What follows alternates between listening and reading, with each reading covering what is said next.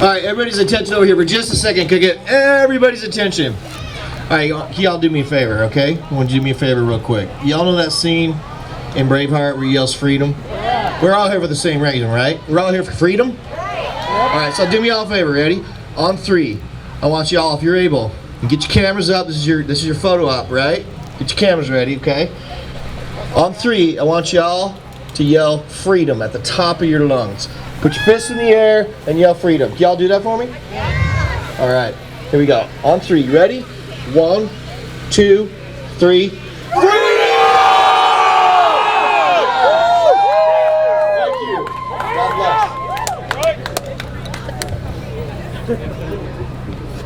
bless. We're wrapping down a little bit, but boy, there's a couple more that are coming on, and I would like to introduce to you Matt Hayward. And he is Washington Outreach Coordinator. This guy knows stats and numbers, and he's just going to let a few rip to you guys. Let's support these small businesses that are here, and welcome Matt as he comes. Thank you. Yeah, my name is Matthew Hayward. I'm the Outreach Director at the Freedom Foundation. I am going to talk a little bit about data, but I was inspired by Brooke and Austin and want to share a little bit of my personal experience. And again, yeah, please do support the small businesses in your communities and everywhere that are defying the governor's orders. And you can start right here with the food booths here. And Jim's a great guy. He came to the last one too. And so I do want to encourage you to make sure you support them. But yeah, before I get to the data, I want to briefly talk about my situation and my daughter, who is a senior at Capitol High School. She tried out for dance team a few years ago and she made the team but didn't make it in the routines, and she was devastated, and I told her to just work hard. Keep working hard and you may get an opportunity to get on the team. And so she worked hard every day, 7 days a week, working out and studying the routines. One of the girls got injured and she was ready to fill in for her. When the girl got well again, my daughter was doing so good she got to stay in the routine, and she stayed in the routine. And the following year they won state. And this year, she was captain of the dance team, and they're not going to state. She's devastated. She's not going to walk like a lot of the seniors are in Washington State. And it really touches my heart, and she would be here, she would be coming up and speaking, but she wants to serve our country, and she's already joined the National Guard, and she can't be up here today to do this, but I know she would otherwise be up here.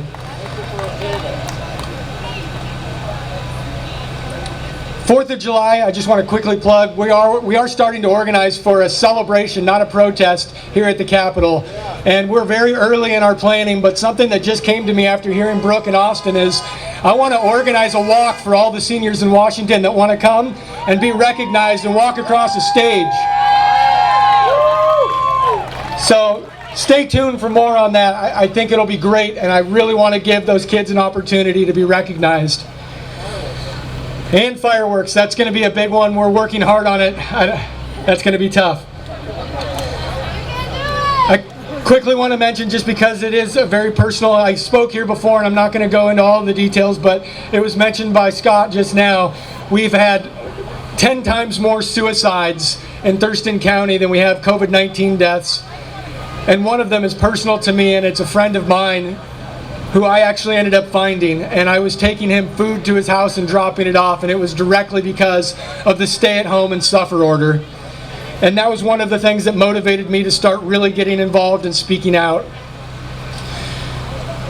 So I do want to get into the data. That's what I was asked to come here and speak about.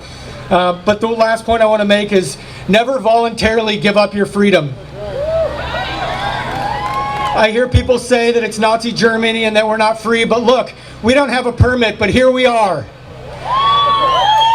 We are free. We are free until you willingly surrender your freedom or it is taken by force. Don't willingly give up your freedom.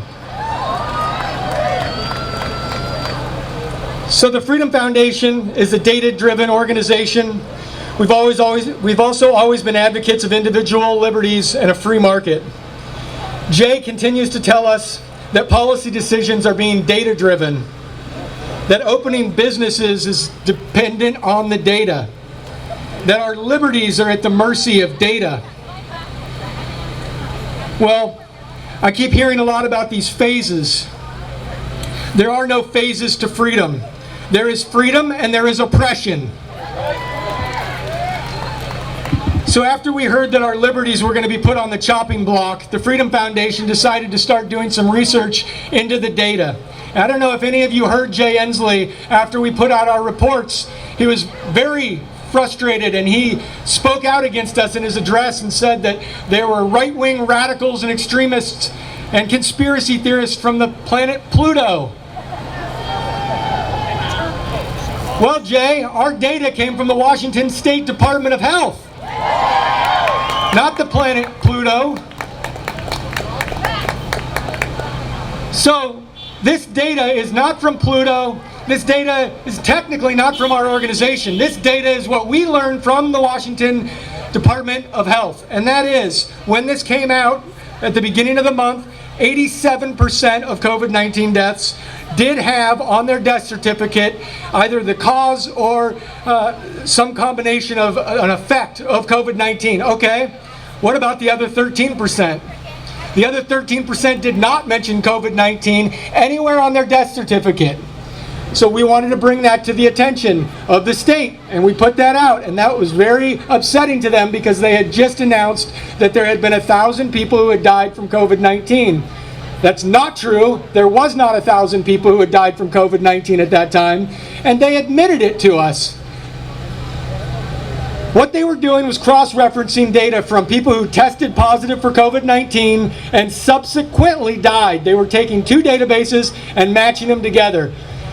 They told us later in a phone call that there are no automobile accidents listed on the COVID-19 deaths. The reason why is because no one tested positive for COVID-19 and died in an automobile accident, because if they had, they would have counted it on their dashboard. They admitted that to us. They told us that while they were telling us that they had gunshot victims listed on the dashboard that did not die from COVID-19. They told us they'd get around to taking them off at some point too. Meanwhile, our media, how you've been told not to trust the media. Well, I'll give you one really good reason, because nearly all of the media, even the ones that have been reporting our research, continue to quote the government's dashboard numbers after they know they're wrong. There was a meeting with the Department of Health that the media was invited to and newspapers were on, and the newspapers asked questions. They got the answers. They know that we're being lied to about the numbers, and they still go out and write their papers quoting the false numbers. Another point that was really important that the Department of Health told us, and again, remember, it's very important because it's all about the data. Our freedoms are on the line for the data. The Department of Health said that their data will not be known. They won't know how many people died from COVID-19 for at least a year. They're going to start counting probable cases of COVID-19 in their death count. The last things I want to touch on is that the governor disbanded a bipartisan business recovery task force made up of 8 legislators. A bipartisan group of lawmakers, people we elected. He said, well, we don't need you anymore. We're going to replace you with 3 Safe Start advisory groups. Well, we were interested. Who are these people on these groups? 19 of 27 of them donated to Governor Inslee's campaign, or their employers did, while many of the rest donated to the Democratic Party and his supporters. Not very bipartisan groups. But it's not political, it's about the data, right? So the last thing I want to tell you is that there is an action item. There is something that every single person can do here. And the reason I know that is because every one of you knows someone who is a state employee, if you're not, or a county employee, or a city employee, or a school teacher. And public employees are represented typically by unions. What we do at the Freedom Foundation is analyze public sector unions and where their money is going and where their funding is going for the dues that they collect. And the United States Supreme Court has ruled that no public employee can be required as a condition of employment to pay for political speech. All union speech is inherently political in the public sector. so no one in the public sector can be required to pay union dues as a condition of employment. Well, we looked at the data and the information, and public sector unions are Governor Inslee's #1 contributor. So if you know somebody who's a public employee, part of a public sector union, you might let them know that they're contributing to the governor's campaign and his supporters, and it's their choice if they want to continue doing that or not. Thank you.